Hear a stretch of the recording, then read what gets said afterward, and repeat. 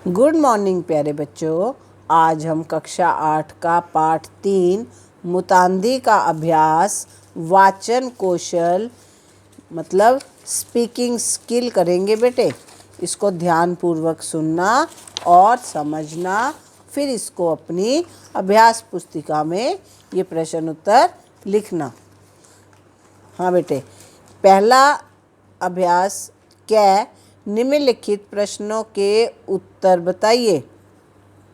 पहला प्रश्न है बेटा, मुतांदी अन्य नौकरों से किस तरह अलग था? मुतांदी बहुत ही मेहनती था। वह कई वर्षों से काम कर रहा था। रसोई के अलावा घर का सारा कामकाज उसी के जिम्मे था। इस तरह मुतांदी अन्य नौकरों से अलग था। दूसरा प्रश्न बेटे, मुनीम से प्राप्त रुपयों का मुतांदी ने क्या किया? मुनीम से प्राप्त रुपयों का मुतांदी ने अपने गांव में घर और ज़मीन खरीद लिया।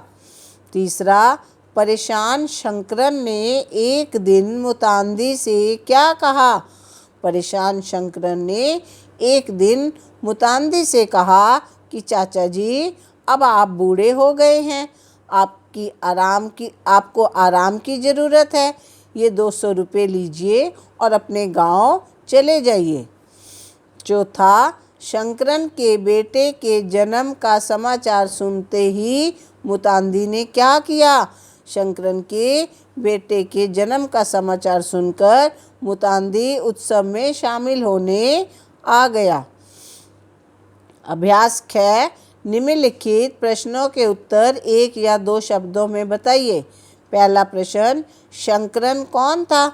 शंकरन खंडासामी चितियार का बेटा था। दूसरा, शंकरन का स्थानांतरण होता है बेटे, मैंने तुम्हें पाठ में भी बताया था। जब एक जगह से दूसरी जगह ट्रांसफ़र हो जाती है तो उसको स्थानांतरण कहते हैं। शंकरन का स्थानांतरण कहाँ हो गया था? शंकरन का स्थानांतरण तिरुचि में हो गया था।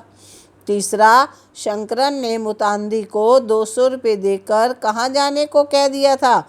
शंकरन ने मुतांदी को 200 रुपये देकर गांव जाने को कह दिया था। चौथा, मुतांदी शंकरन के बेटे के लिए क्या उपहार लाया था? मुतांदी शंकरन के बेटे के लिए सोने के 2 कड़े लाया था। आशा करती हूँ ये प्रश्न उत्तर तुम्हें समझ आ गए होंगे। अब आप इसको अपने अभ्यास पुस्तिका में लिख लेना। मेरे चैनल को सब्सक्राइब करना, मेरी वीडियो को लाइक करना। Thank you. Have a nice day.